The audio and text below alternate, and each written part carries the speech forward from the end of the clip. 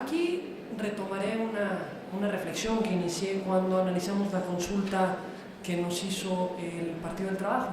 Yo decía en ese momento, y reitero ahora, que comparto el sentido de la respuesta que se le dio, pero no el efecto que se le va a dar en este punto en el que estamos hablando. Me parece que tal como se ha señalado, al momento de hacer la asignación de representación proporcional, no podemos obviar qué significa la representación proporcional y cuál es el propósito de la representación proporcional. Y es precisamente garantizar de manera efectiva la pluralidad en la integración de los órganos legislativos, permitiendo que formen parte de ellos candidatos de los partidos minoritarios e impidiendo a su vez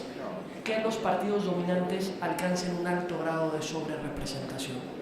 Y precisamente a partir de la naturaleza de lo que es la representación proporcional y la asignación de diputadas y diputados por el principio de representación proporcional, ya desde el 2015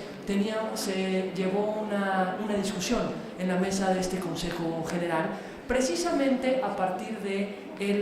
lo que conllevaba a la sobrerepresentación que implicaba en ese momento la asignación al Partido Revolucionario Institucional, que iba en coalición con el Partido Verde Ecologista de México, precisamente porque habían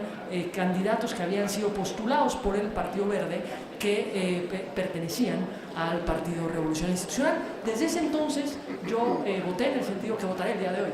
que es porque esta autoridad no puede obviar el sentido de la representación proporcional y que no puede estar en manos de los partidos políticos a partir de un convenio de coalición alterar el sentido de la representación proporcional, es decir, evitar o eludir la subrepresentación que trae consigo tener un número suficiente de diputados o diputadas en la Cámara de Diputados. En este caso, el tema se presenta en la coalición Juntos Haremos Historia. En el caso tenemos ya el escrito del Partido del Trabajo y me parece que hay un conjunto de diputados del PT que claramente son de origen partidista de Morena. Tenemos otro conjunto de diputados que aparecen siglados hacia el Partido de Encuentro Social que claramente son de origen partidista de Morena.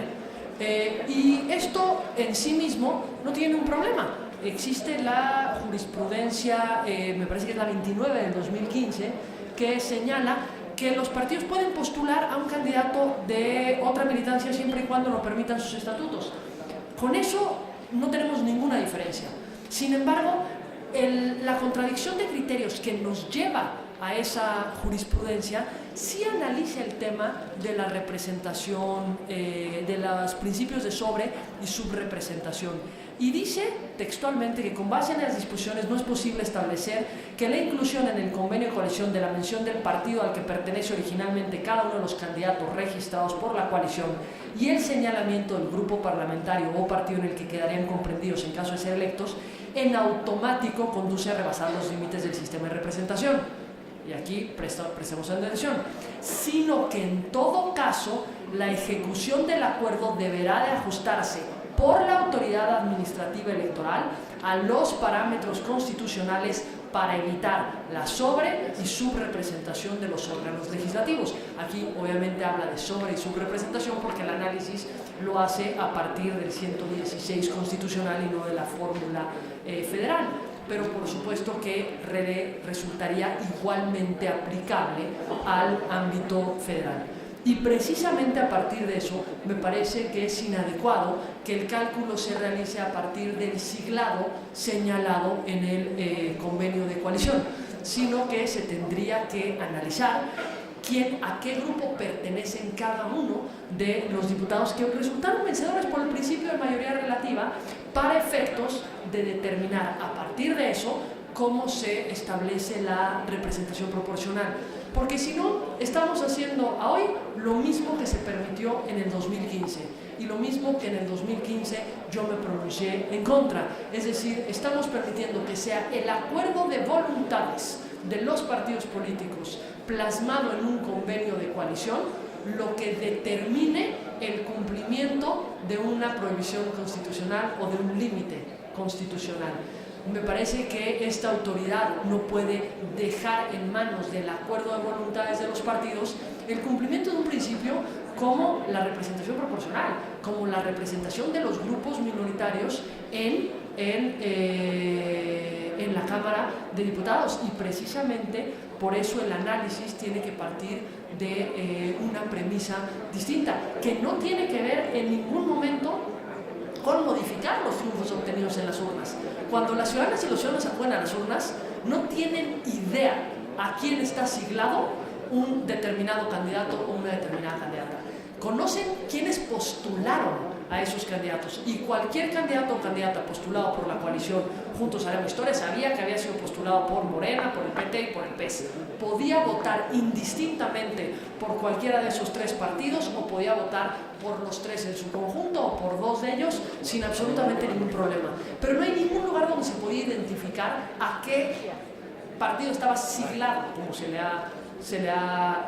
denominado, es decir, qué partido aparecía en el convenio de coalición como que sería el partido que postulaba a ese candidato. Y tenemos ahora en medios de comunicación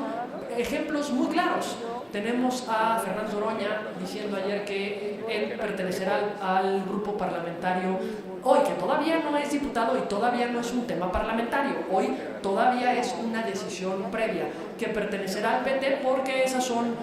sus convicciones. Tenemos como siglado del PT a Mario Delgado, quien se ha señalado, lo desconozco en medios, que probablemente será o es uno de los posibles coordinadores parlamentarios del grupo parlamentario de Morena en la Cámara de Diputados. Tenemos a Pablo Gómez en la misma circunstancia. Me parece que esto es algo que se tendría que ajustar precisamente para que al momento de determinar la sobrerepresentación fuera con base en los diputados que de hecho tendrá cada uno de los partidos políticos, con independencia de las decisiones que se pueden tomar una vez integrándose a las cámaras. Integrándose a las cámaras, si en un mes, 2 meses, 3 meses, 6 meses o un año cualquier integrante de cualquier grupo parlamentario se quiere pasar a otro, esa es una discusión parlamentaria, es una discusión distinta y no está prohibido en ninguna norma. Pero al momento de asignar, lo que la Constitución establece son límites claros precisamente para garantizar que no haya una sobrerepresentación de algún grupo político en la Cámara de Diputados, evidentemente en perjuicio de la representación de los demás grupos políticos en la Cámara de Diputados. Gracias, consejera.